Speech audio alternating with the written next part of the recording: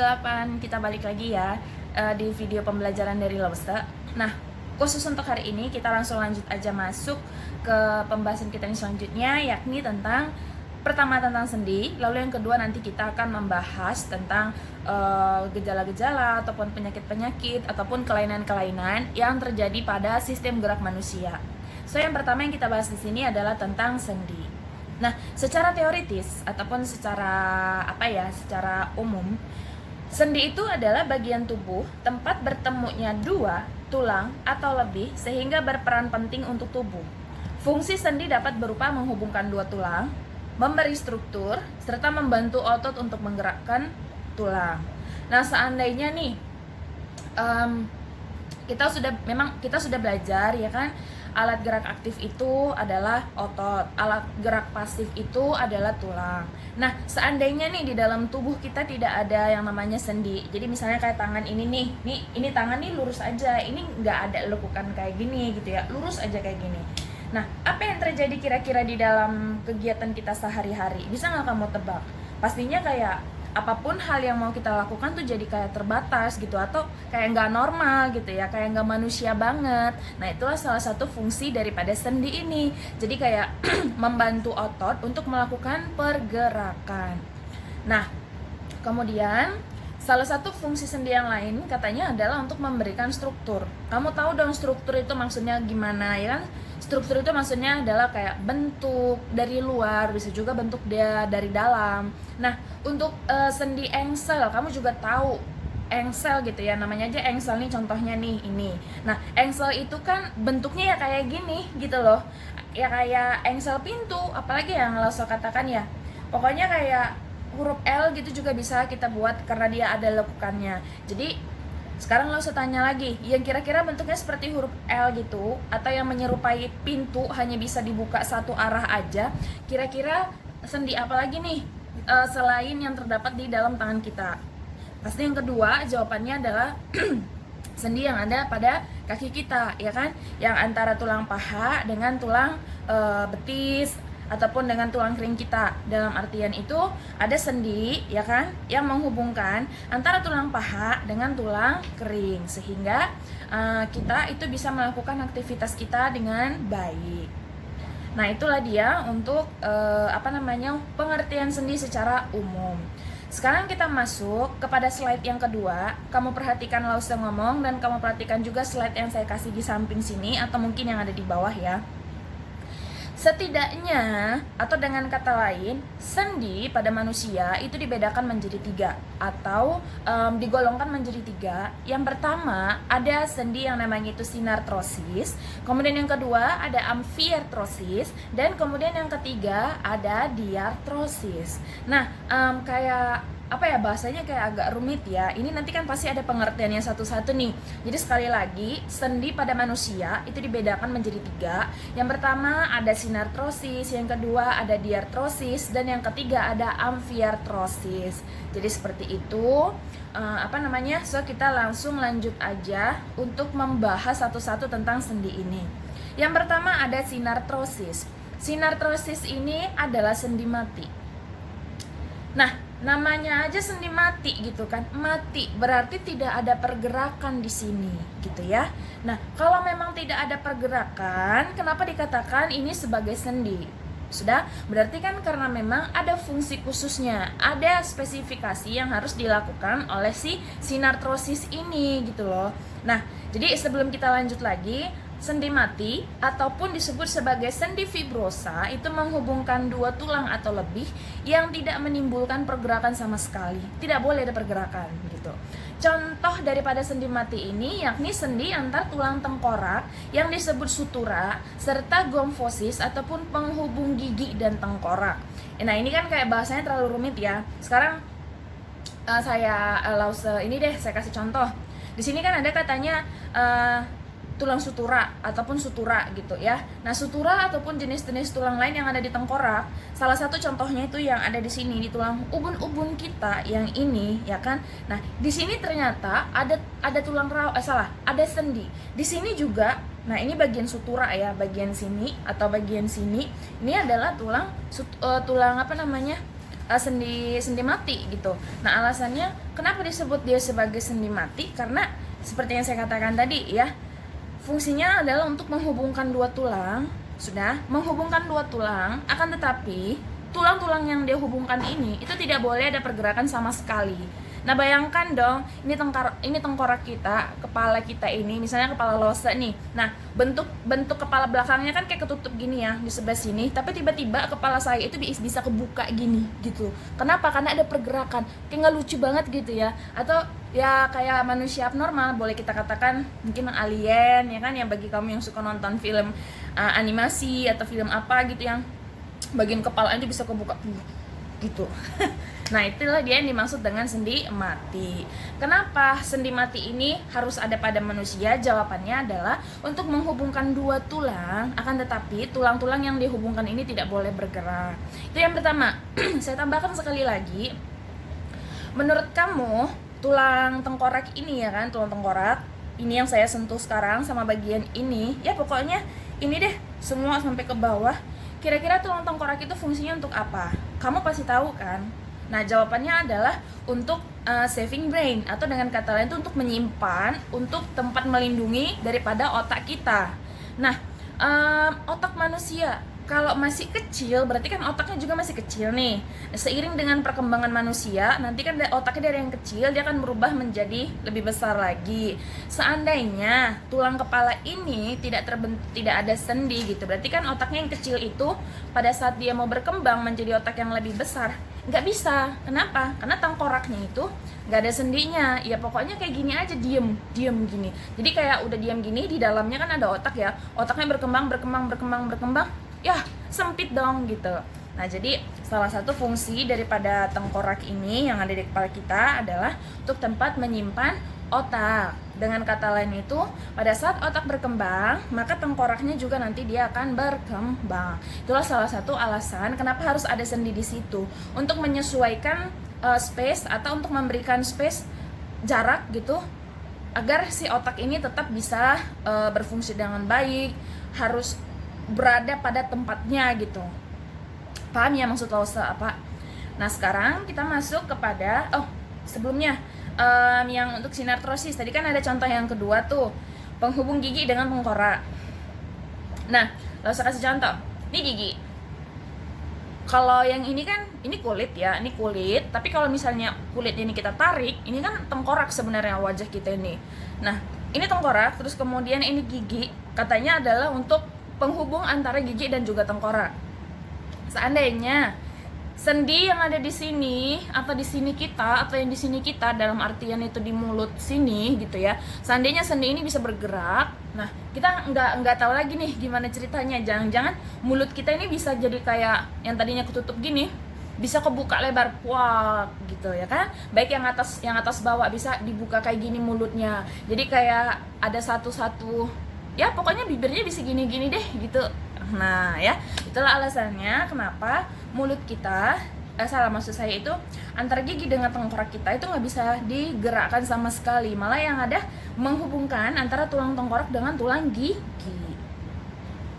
Kita lanjutkan, kita masuk untuk yang kedua, yaitu amfiartrosis.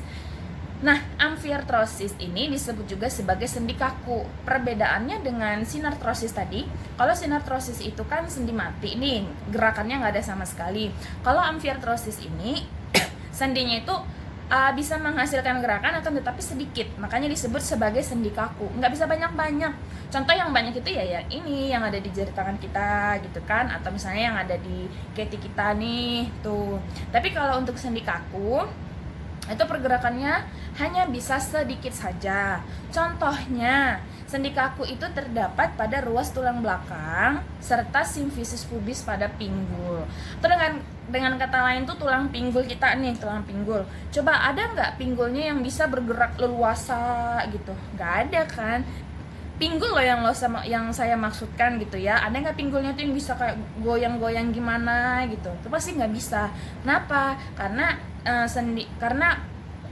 pinggul kita ini memiliki sendi, namanya itu adalah amfiartrosis. Tujuannya supaya jenis kegiatannya atau jenis aktivitasnya itu terbatas. Nah, kemudian untuk contoh yang kedua, itu ruas-ruas ruas-ruas tulang belakang. Nah, untuk ruas-ruas tulang belakang ini sendiri, ya tahu dong, ruas tulang belakang kan kita udah pernah bahas ya, yang di bagian punggung sini. Nah, itu juga ternyata ada sendi. Itulah alasannya kenapa kita, misalnya nih kayak saya nih, usah sekarang duduknya lah kayak lagi nyender gini kan, terus nanti saya harus menegakkan tubuh. Kalau ini kan cuma memajukan aja, tapi kalau menegakkan saya tegakkan seperti ini. Nah, mulai dari dia membungkuk seperti ini sampai dia menegakkan seperti ini. Kenapa bisa punggung kita? Itu karena tulang belakang kita, ya kan, tulang belakangnya yang di sini itu ternyata memiliki sendi kaku sehingga kita bisa sedikit untuk bergerak. Satu contoh lagi, silakan kamu catat. Ada hubungan antara tulang rusuk dengan tulang belakang. Ya, tulang rusuk, tulang belakang gitu kan, yang melingkar ke sini kayak gitu. Nah, jadi coba deh kamu pegangnya kan pada saat kita bernafas gitu. Kita tarik nafas, kita buang. Kita tarik nafas, kita buang lagi. Kita tarik lagi, kita buang lagi. Bagaimana pergerakan yang terjadi di sini? Pasti itu rasanya kayak ada yang ngembang gini kan?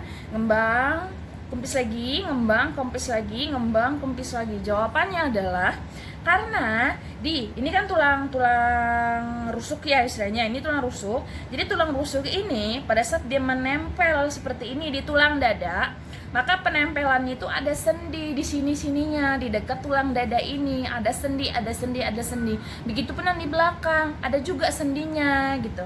Makanya pada saat kita bernafas itu kita bisa mengembangkan dada, lalu kemudian bisa juga kita kempiskan lagi dada kita. Nah, sekarang kita masuk kepada bagian yang ketiga, yaitu adalah sendi diartrosis ataupun disebut sebagai sendi gerak. Kenapa disebut sebagai sendi gerak? Karena gerakan yang dihasilkan pada sendi gerak ini ataupun diartrosis ini tidak terbatas.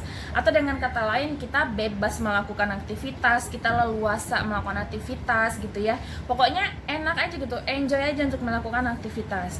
Nah, sendi gerak disebut pula sebagai sendi sinovial. Sendi gerak ini memiliki cairan yang disebut sebagai cairan sinovial. Dengan bantuan cairan sinovial ini sebagai pelumas, sendi dapat digerakkan. Jadi ibaratnya itu kayak gini. Nah, ini satu tulang. Sudah, ini bukan satu tulang ya, maksud lo kan ini ada dua tulang. Kan tetapi ini kan punya ujung dia kayak nyatu gitu kan. Terus kemudian ini adalah tulang lengan atas. Sudah, tulang lengan atas kita dengan tulang yang ada di sini. Ini kan ada sendi nih di sini. Nah, karena sendi kita yang ini itu bisa melakukan banyak sekali aktivitas. Contohnya misalnya kita giniin tuh.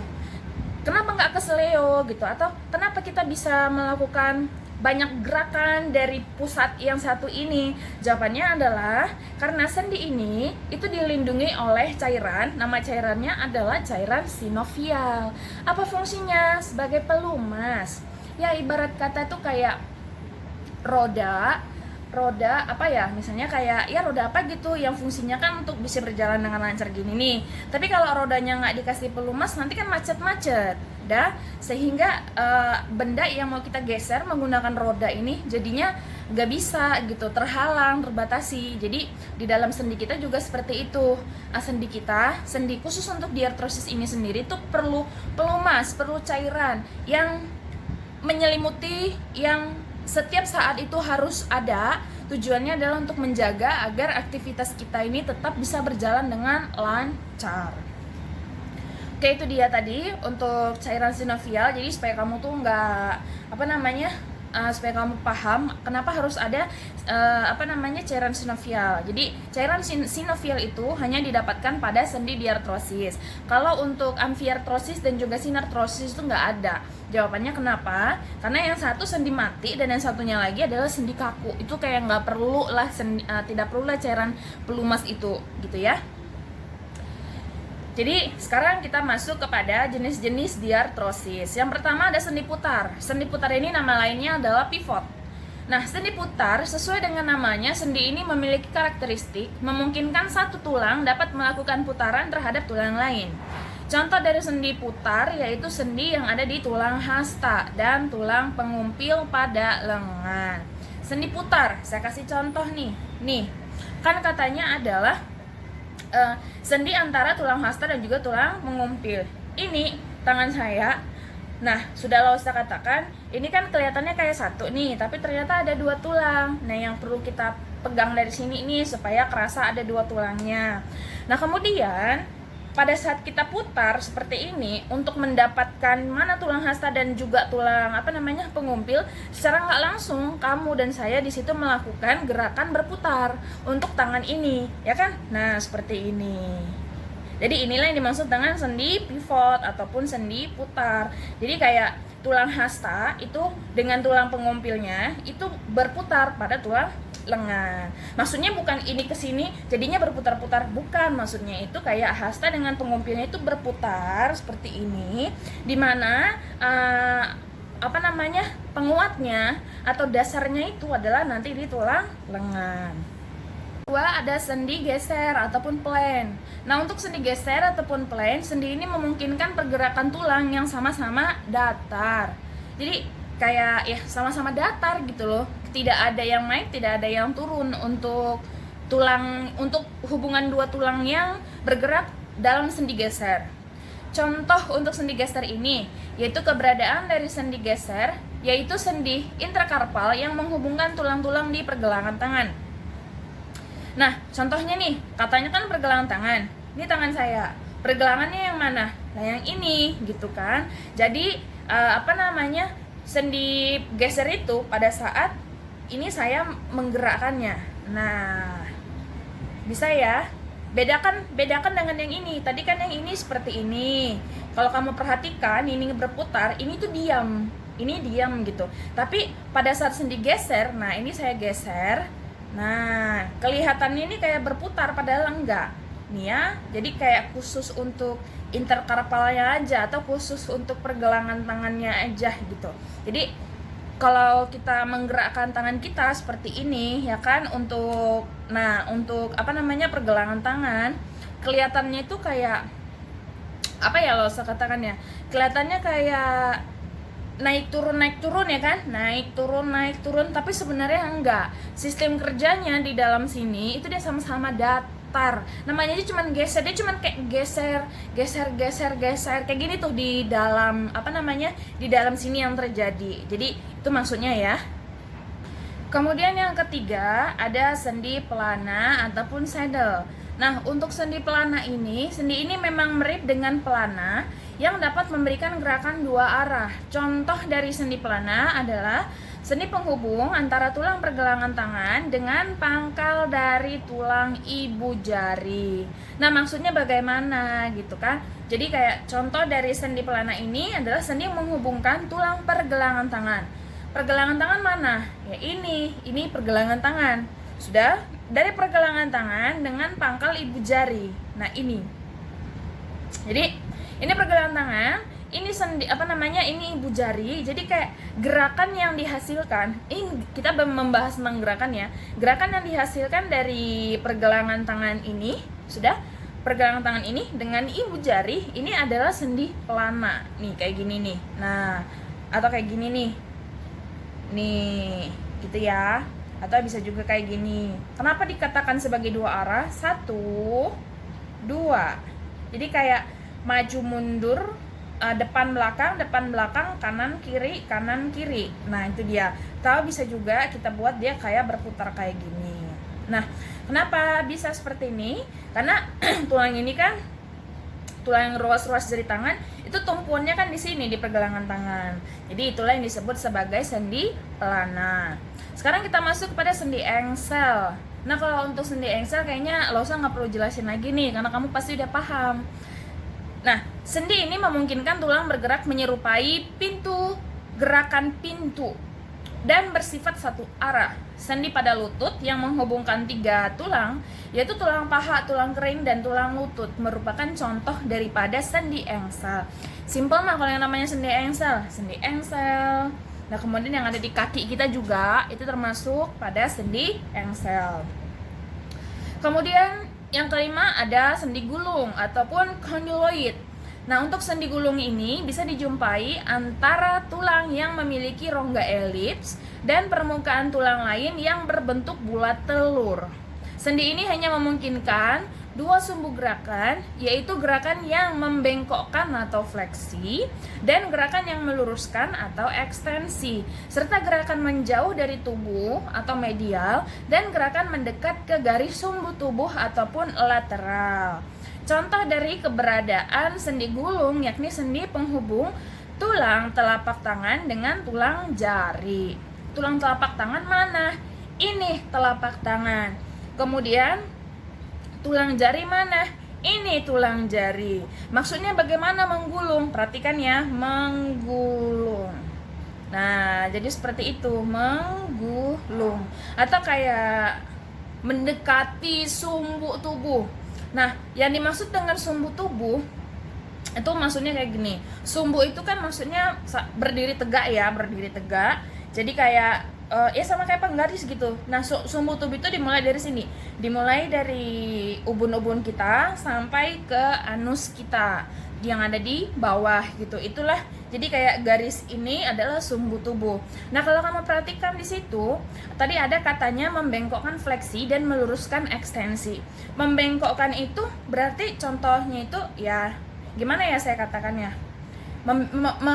Membengkokkan atau biar lebih jelasnya lagi nanti lo usah kasih gambar di sini deh biar kamu lebih paham gitu ya, antara fleksi, ekstensi ataupun pada saat kita membengkokkan tubuh dan pada saat kita meluruskan tubuh. Ini adalah kenapa kita bisa melakukan dua gerakan ini. Jawabannya karena tubuh kita memiliki sendi gulung atau kondiloid.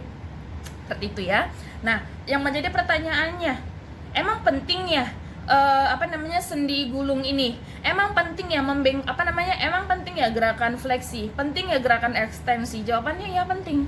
Karena di setiap kegiatan kita sehari-hari kita pasti melakukan fleksi ekstensi. Sebenarnya masih banyak, nggak cuman fleksi ekstensi, masih ada lagi. Misalnya saya kasih ada adduksi, ada rotasi, ada supinasi, ada depresi. Masih banyak lagi sebenarnya jenis-jenis gerakan. Kan tetapi di sini khusus untuk sendi gulung sendiri, yaitu gerakan yang menjauhi sumbu tubuh dan juga maksud saya itu adalah gerakan yang meluruskan, ekstensi, dan gerakan yang membengkokkan ataupun fleksi. Nah, jadi itu dia tadi untuk sendi gulung. Nah, saya harapkan paham ya. Sekarang kita masuk kepada sendi peluru. Sendi peluru ataupun ball and socket. Jadi sendi peluru ini merupakan sendi yang memungkinkan gerakan ke segala arah. Sudah? Pada sendi peluru, sebuah tulang yang berbentuk lingkaran ataupun ball duduk menempel pada rongga tulang yang lain ataupun socket. Duduk ya kan, duduk kayak gini nih, atau boleh kayak gini deh, duduk. Nah, nanti saya kasih gambarnya biar lebih paham lagi bagaimana yang dimaksud dengan sendi sendi peluru ini. Pada tubuh manusia hanya memiliki dua sendi peluru. Pertama, sendi pada panggul yang menghubungkan tulang panggul dengan tulang paha. Lalu kemudian yang kedua, sendi pada bahu, yaitu penghubung antara tulang belikat dan juga tulang lengan atas. Tulang belikat yang mana? Yang di belakang sini. Sudah? Kemudian tulang lengan atas mana? Ya ini. Berarti ini, paham ya? Maksud Lause tuh ketika kita sendiri nih, pada saat ini mau digerakkan, misalnya nih saya mau angkat ke atas atau saya turunkan ke bawah atau saya mau begini-begini, banyak sebenarnya ya, begini-begini juga bisa. Nah, kenapa bisa lengan yang di sini tuh bergerak sesuai sama yang saya mau gitu kan? Nah, jawabannya adalah karena di sini itu ada sendi peluru. Kenapa dikatakan dia sebagai sendi peluru? Logikanya gini. Nah, ini adalah bagian lengan kita. Kalau seandainya lengan ini dibuka gitu kan, di secara anatomi, pasti kan ini tuh bentuknya kayak U gini, kayak U ya di sini, U gitu. Nah, jadi kayak U ini, di sini tulang belikatnya. Nah, kalau gini kan tulang belikat. Nah, jadi di sini tulang belikatnya, terus kemudian yang ini adalah bagian yang sini. Kan gini. Paham ya maksud saya? Jadi, kemudian di tengah-tengahnya ini kan ada tulang. Nah, inilah lengan itu gitu. Jadi pada saat lengan ini bergerak, nah seperti ini, pada saat dia bergerak, ini seperti keterangan yang ada di samping tadi. Jadi kayak ada tulang yang berbentuk lingkaran ataupun ball, dan ada juga tulang yang kelihatannya itu seperti duduk menempel pada tulang yang lainnya ataupun soket. Ini dia bagian ballnya, ini dia bagian soketnya. Jadi pergerakannya itu kayak gini. Ini mah nggak gerak-gerak gitu ini. Bagian ketiak kita ini kan nggak gerak, tapi yang bergerak itu adalah bagian lengannya seperti ini. Oke, kita lanjutkan kembali. Jadi itu dia tadi pembahasan kita tentang sendi. Saya harapkan kamu udah bisa paham lah ya. Gampang sih sebenarnya kalau untuk sendi. Terus sekarang kita masuk aja langsung untuk kelainan dan gangguan pada sistem gerak. Nah, jadi kita sekarang kayak masuk kepada penyakit-penyakitnya nih yang ada pada sistem gerak kita. Jadi kelainan dan gangguan pada sistem gerak itu yang kita bahas di sini ada 3. Satu, itu ada kelainan dan gangguan yang terjadi pada tulang, kemudian yang kedua yang terjadi pada sendi, dan yang ketiga itu terjadi pada otot. Jadi kayak sebenarnya sih ada banyak gangguan yang terjadi pada sistem gerak kita ini sendiri gitu ya. Yang pertama yang kita bahas di sini adalah kelainan yang terjadi pada tulang. Tulang dulu nih yang kita bahas. Yang pertama ada namanya rakitis. Nah, untuk rakitis sendiri bisa sambil kamu perhatikan gambar yang ada di samping sini, ya kan? Rakitis itu pada tubuh manusia karena maksud Lause itu adalah pada tubuh manusia vitamin D itu dibentuk dari provitamin D dengan bantuan sinar matahari.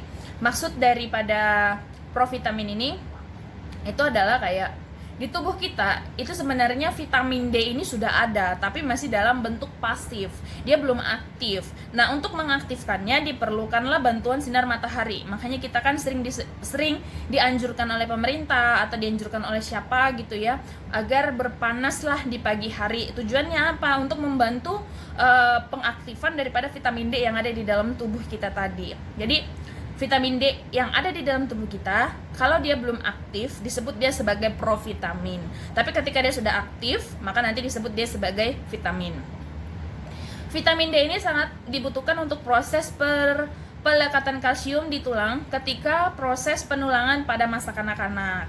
Nah, proses penulangan itu sudah Lause katakan di episode pertama ya, maksud saya itu di part 1.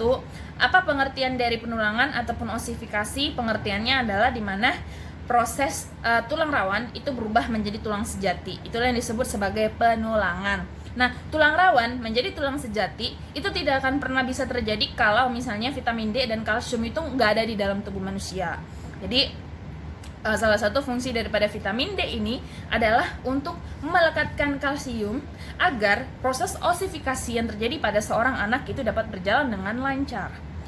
Kemudian, akibat kekurangan daripada vitamin D biasanya terjadi karena tubuh itu kekurangan sinar matahari yang cukup. Karena jarang untuk berpanas, bisa deh dikatakan seperti itu. Akibatnya apa? Akibatnya si anak ini mengalami pertumbuhan yang secara abnormal, atau dengan kata lain itu mengalami kelainan. Contoh kelainannya yang pertama yang kita bahas di sini adalah tentang rakitis. Hal ini ditunjukkan oleh kedua kaki, dengan kata lain itu kayak kaki kanan dengan kaki kiri, itu nantinya akan membentuk salah satu antara X dan juga O. Jadi kayak pernah nggak kamu melihat teman kamu atau siapa gitu secara langsung?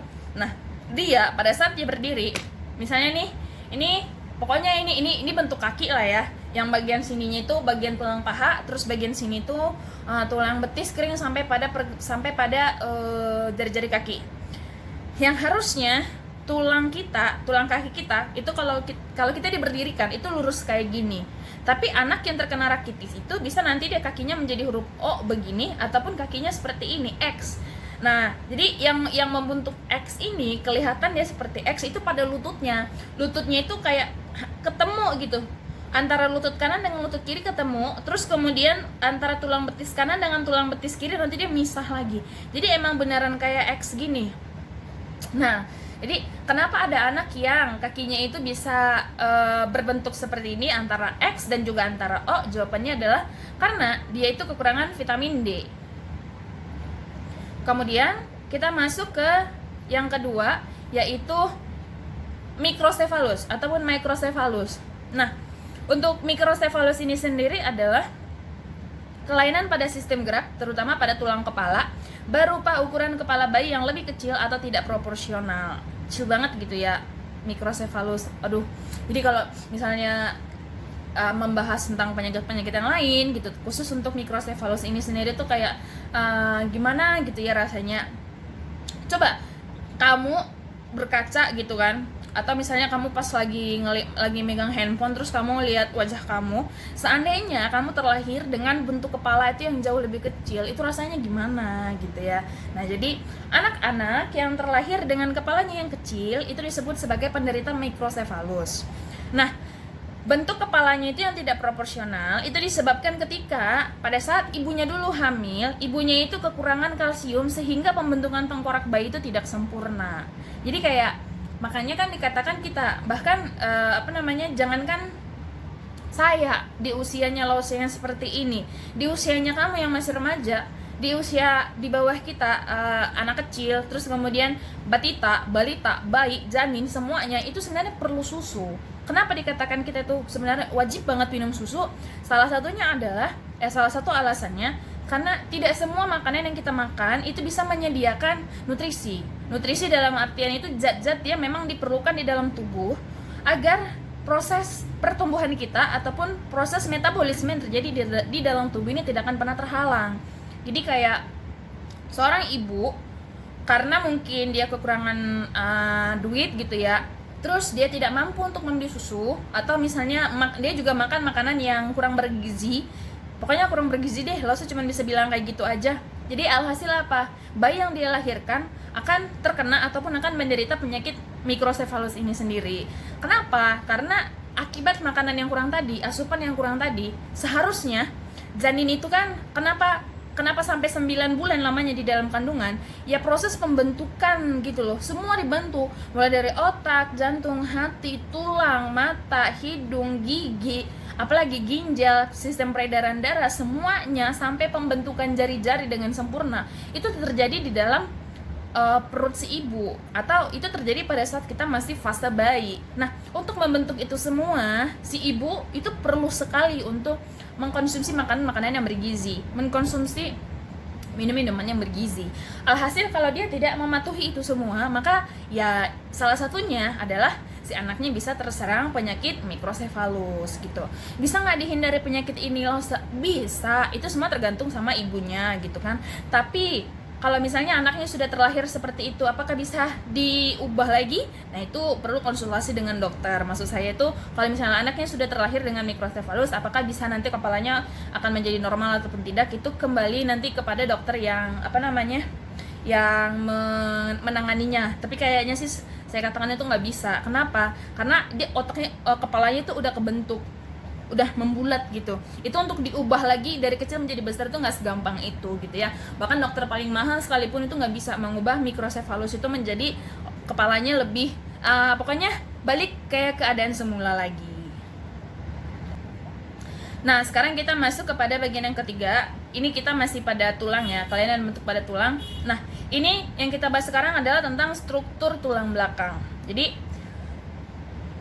pada saat kita duduk, kita tidur, kita berdiri, apapun itu yang kita lakukan, itu mempengaruhi bentuk daripada tulang belakang kita. Maksudnya bagaimana? Sambil kamu perhatikan, ada orang yang duduknya itu bungkuknya ke depan, disebut dia sebagai lordosis. Ada orang yang duduknya itu bungkuk ke belakang, disebut dia sebagai kifosis. Terus kemudian ada orang ataupun anak yang duduknya itu dia kayak huruf S. Pokoknya kayak huruf S gitu deh. Belok kanan, belok kiri tulang belakangnya. Kenapa?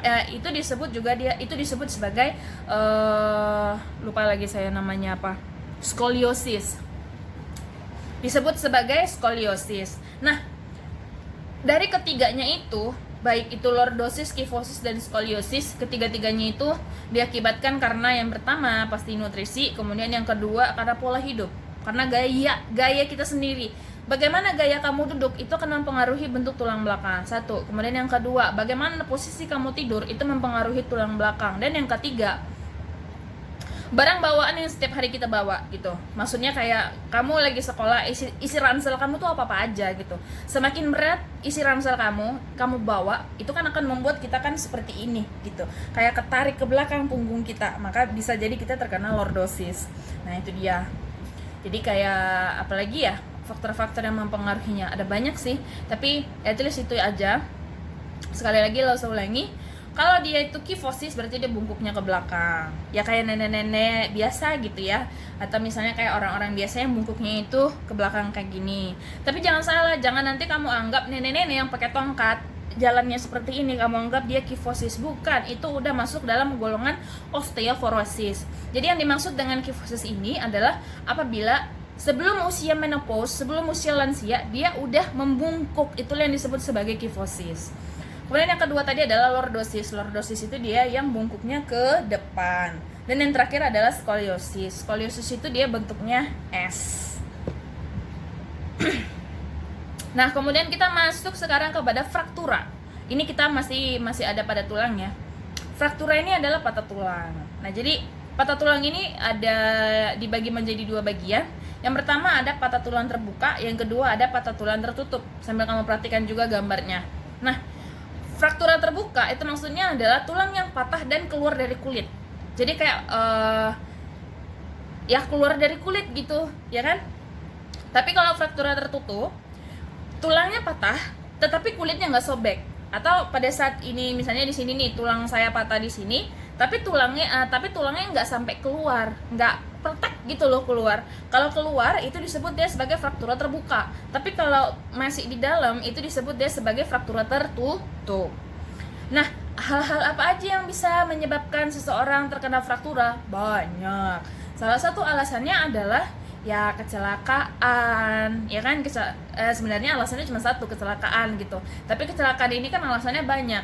Ada yang kecelakaan istilahnya itu kayak jatuh dari tangga, apalagi ya karena tabrakan mobil, misalnya tabrakan motor, jatuh dari motor dan hal-hal lain sebagainya.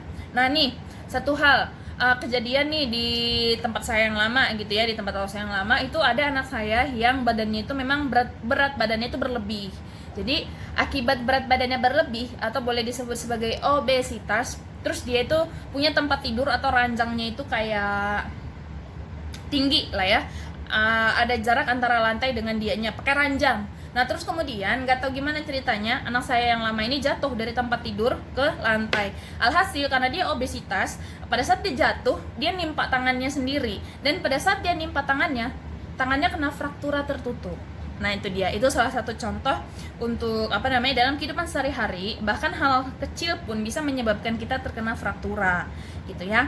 Jadi lebih berhati-hati lagi dalam melakukan pergerakan, lebih berhati-hati lagi dalam melakukan segala aktivitas. Tujuannya sebenarnya bukan cuma untuk terhindar dari fraktura, tetapi masih banyak hal lain lagi sebenarnya yang menanti kita kalau kitanya kurang berhati-hati dalam melakukan aktivitas.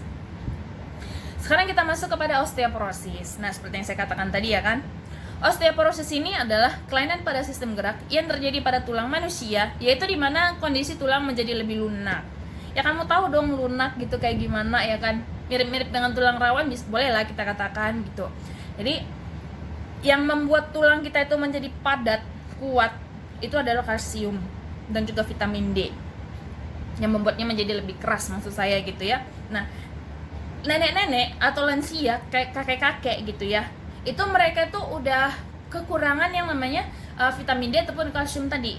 Karena mereka sudah kekurangan nutrisi-nutrisi yang lo sebutkan tadi, alhasil dalam melakukan pergerakan mereka jadi terbatas gitu. Bahkan untuk berdiri aja pun, dari duduk nih, mereka duduk terus kemudian mereka berdiri itu udah sangat susah. Pergerakan itu udah sangat terbatas, nggak bisa lagi seleluasa, seenak pada saat mereka masih muda. Jawabannya adalah karena tulang mereka itu sudah tidak mendapatkan asupan kalsium ataupun vitamin D tadi, sehingga tulang mereka menjadi lebih lunak. Jadi kayak hampir balik ke tulang anak-anak tulang mereka. Itulah yang dimaksud dengan osteoporosis, atau boleh juga dikatakan sebagai pengapuran tulang. Kalau dikatakan dengan pengapuran tulang, itu balik lagi jawabannya adalah pelunakan, melunak, lembek tulangnya. Jadi anytime kalau misalnya tidak dijaga itu bisa patah tulangnya. Nah, kayak gitu ya. Terus kemudian penyakit-penyakit yang ada pada persendian. Jadi sebenarnya itu ada 1, 2, 3, 4, 5, ada 5. Tapi di sini Lausa nggak terlalu membahas banyak. Yang pertama yang saya bahas di sini itu adalah rheumatoid arthritis. jari manusia itu kan harusnya kayak gini ya, lurus-lurus gitu kan, kayak jari kamu gitu. Tapi ada memang kondisi di mana satu orang itu punya bentuk jari tangannya itu dia kayak bengkok-bengkok gitu. Saya nggak bisa praktekin sih, tapi bisa kamu lihat di gambar yang ada di sebelahnya sini gitu ya. Jadi pokoknya bentuk jarinya itu nggak normal sama sekali gitu, dan ini kayak ya kelainan yang sangat gampang untuk dilihat gitu. Kemudian untuk sendi ada lagi yang kedua, itu namanya adalah dislokasi.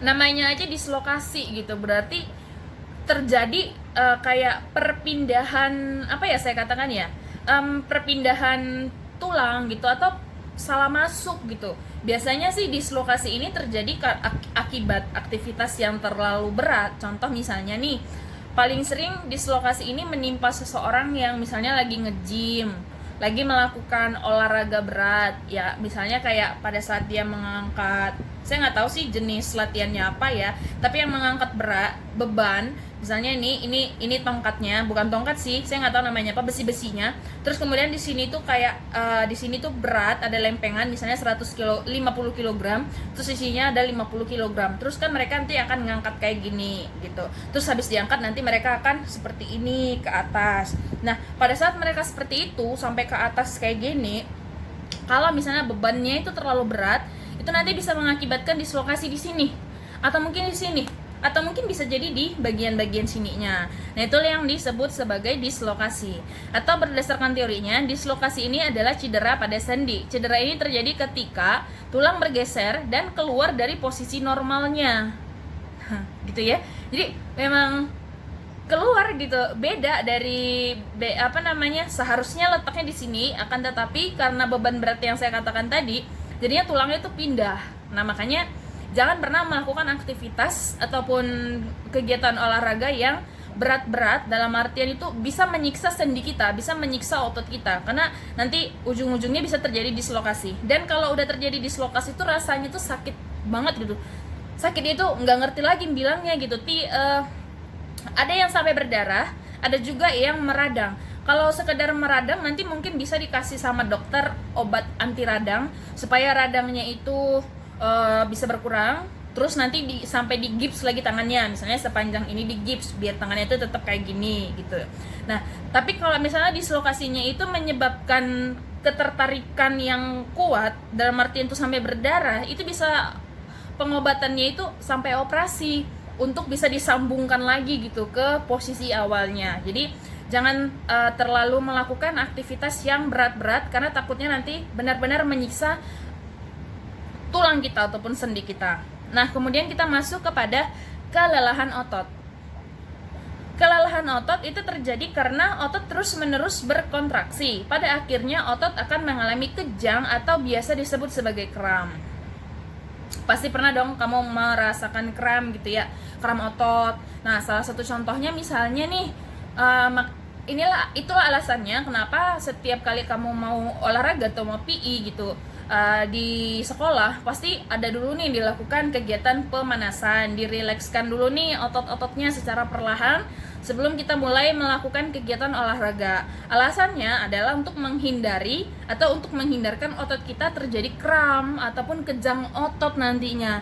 Karena sekali dia kejang, ibarat katanya itu ya, itu kayak otot itu kayak ditarik gini loh.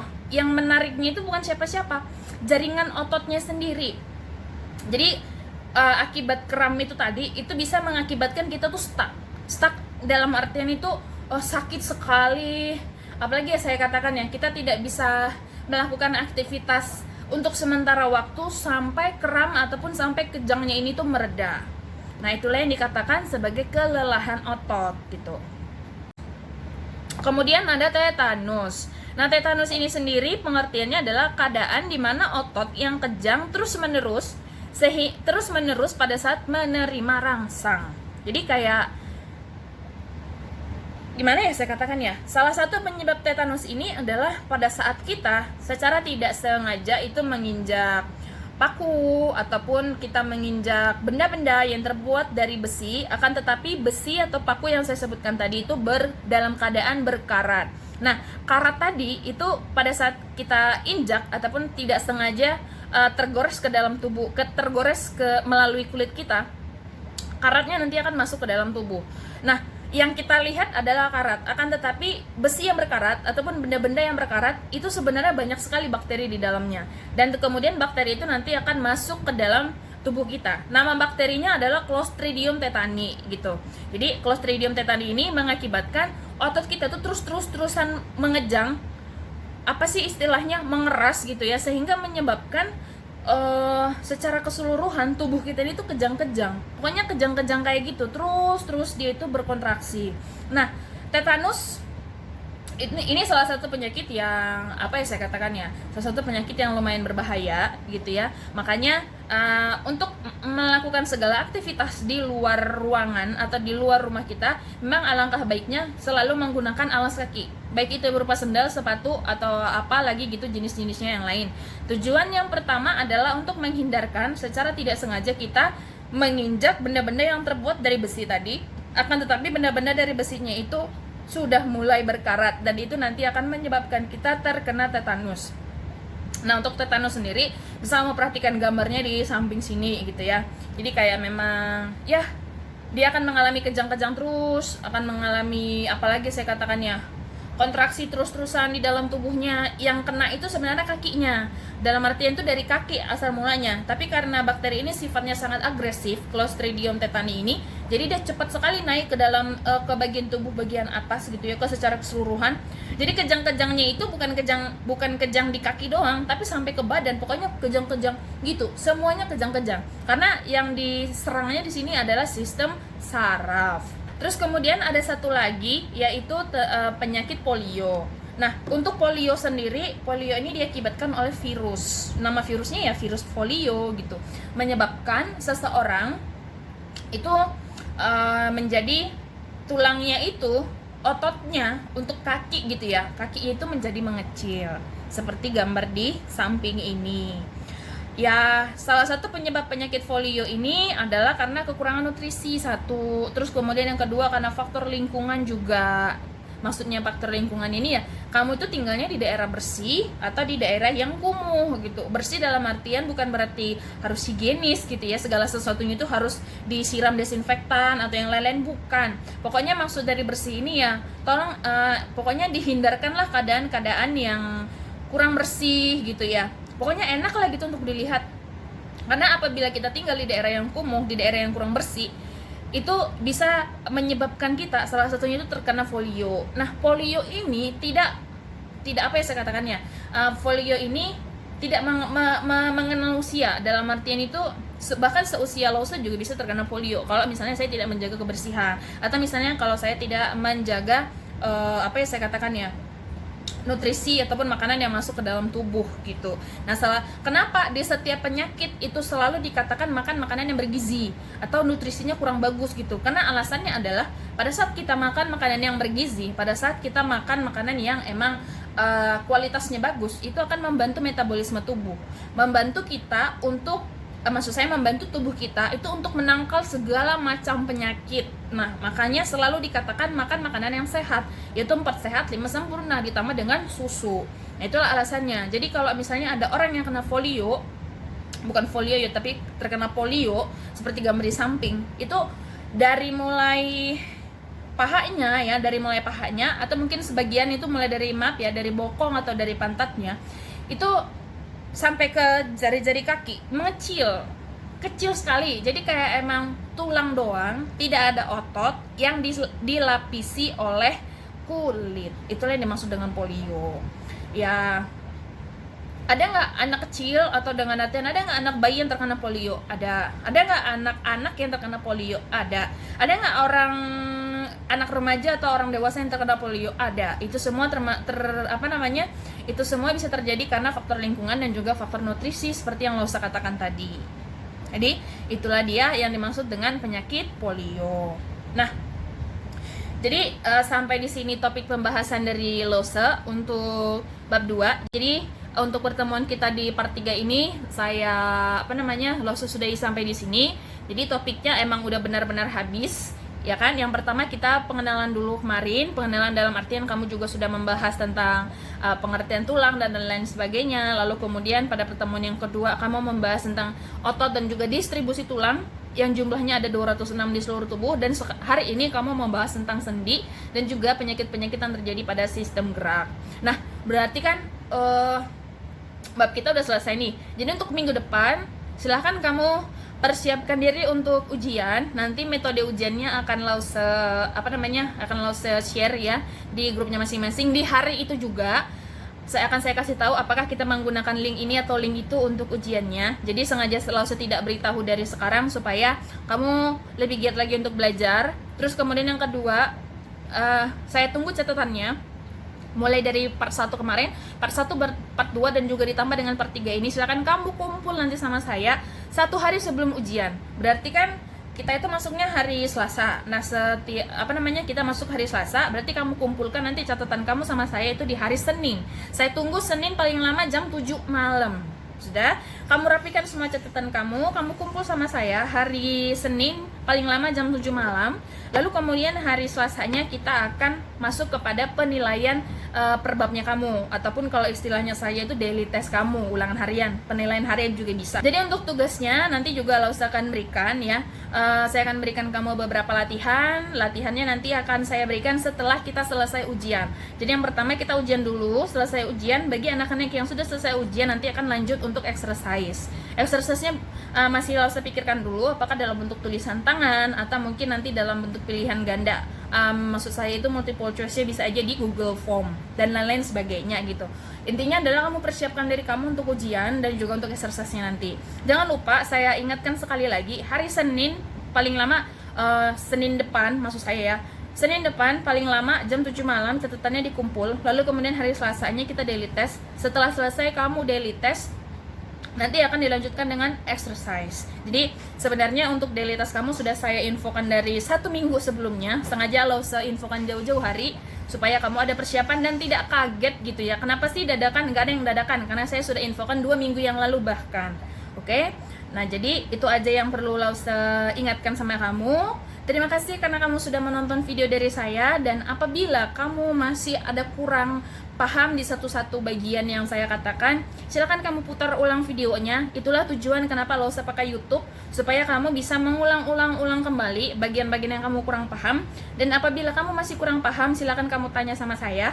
Tujuannya adalah supaya kamu bisa mendapatkan nilai bagus gitu ya di biologi tentunya. Oke?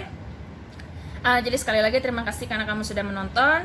Selamat melakukan aktivitas kamu yang selanjutnya, dan selamat untuk mempelajari bab sistem gerak ini untuk persiapan kamu daily test. Oke, terima kasih dan sampai jumpa di pembelajaran kita selanjutnya. Bye.